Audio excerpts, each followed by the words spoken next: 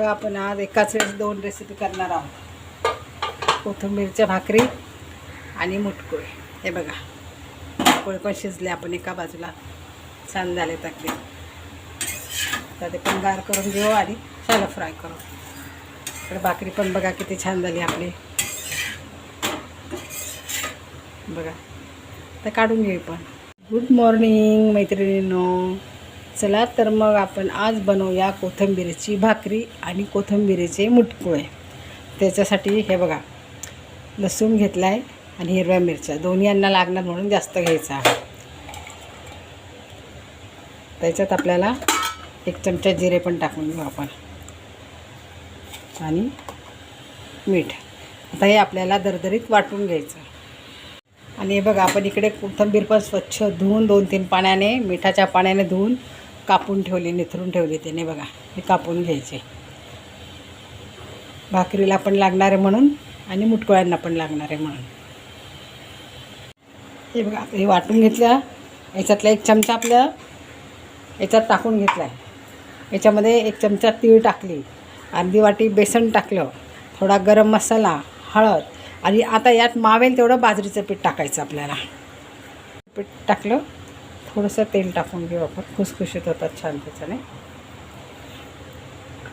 आता हे सगळं आपण एकत्र करून घेऊया. तुम्हाला वाटलं तरच थोडासा पाण्याचा शिपका मारायचा, तर कोथिंबीरच्या पाण्यामध्ये छान होऊन जातं. तीळ टाकल्यामुळे पण छान लागतात मुटकुळे. मग कोणी मुटके म्हणतं, कोणी मुटकुळे म्हणतं, कोणी फक्त डाळीचं पीठ टाकून करतं. बाजरीचं पीठ टाकून छान लागतात. आमच्याकडे बाजरीचं पीठ टाकून आवडतात. आता थोडंसं पाण्याचा शिपका मारून घट्ट गोळा करून घेऊ आपण आता याच्यावर.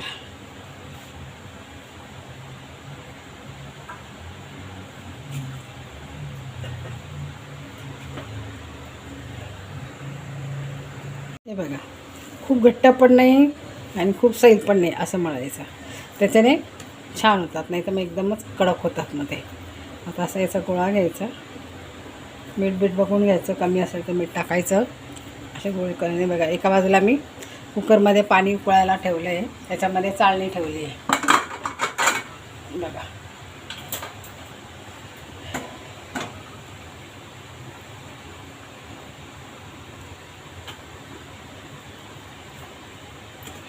आता आपण हाताला तेल लावून घ्यायचे आणि जर वाफवून घ्यायचे. आता असे मुटकुळे करून घ्यायचे, ठेवून जायचे. चाळणीला तेल लावल्यामुळे चिटकत नाही. मग मला जसे पाहिजे लहान मोठे तसे मुटकुळे करायचे. बघा, मुटके म्हणजे आपल्या हाताचे असे ठसे उमटतात, त्याला मुटके बोलतात.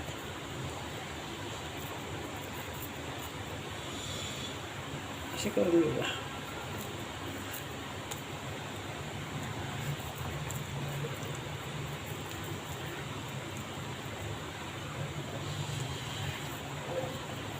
दहा 15 मिनटामध्ये छान शिजतात.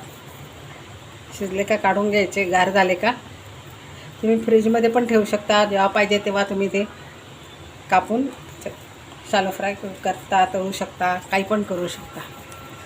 पण बाजरीच्या पिठामुळे खूप टेस्टी लागतात.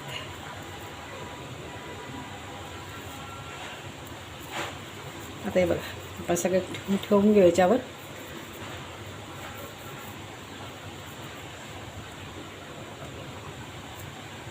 झाकण ठेवू, वाफून घेऊ. झाकण लावून घेऊ, 15 मिनटं वाफून घेऊ. शिट्टी वगैरे लावायची नाही, रिंग पण काढून ठेवायची.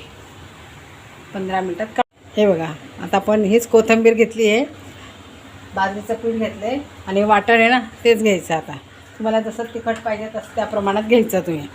आता याच्यामध्ये आपण जिरे वगैरे वाटलेलेच आहेत, लसूण जिरे. फक्त याच्यात हळद टाकायचे, छान दिसते पिवळी मग भात.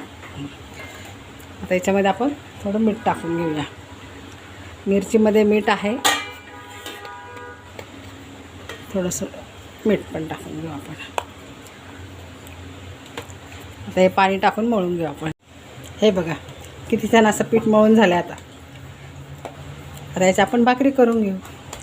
तुम्ही थालीपीठ पण म्हणू शकता, कोथिंबीरच्या भाकरी पण म्हणू शकता. पण थापून घेऊ आता भाकरी. हे बघा अशी भाकर थापून घ्यायची. मला जशी पाहिजे तसं छोट्या मोठ्या करून घ्यायच्या थालीपीठसारखं. हे बघा ही भाकरी पण टाकली मी तव्यावर. छान तेल लावून आपण भाजून घेऊ. तूप लावून पण छान लागतात. लोणच्याबरोबर खाऊ शकता, दह्याबरोबर खाऊ शकता. खूप टेस्टी लागतात, छान लागतात. तुमच्याकडे भाजणीचं पीठ नसलं थालीपीठ करायला, कोथिंबीर आता सध्या छान मिळते बाजारात, असे करून घ्यायच्या भाकरी. ते काढून घेऊ आपण. किती छान झाली बघा. हे बघा आपले तयार झालेत मुटकुळे पण आणि कोथिंबीरच्या भाकरी पण. किती छान दिसत आहेत बघा, किती सुंदर दिसत आहेत. आता हे शालो फ्राय करून घेऊ आता आपण. बघा किती छान झाले आपले फ्राय केले. आणि जर आता चाट मसाला टाकला, एकदम आळूच्या वड्या टाईप, खूप सुंदर लागतात. चला आता सर्व करून घेऊ आपण. कुरकुरीत होतात एकदम. तर मग या तुम्ही पण आमच्याबरोबर कोथिंबीरच्या भाकरी, मुटकुळे, दही, डाळ खायला.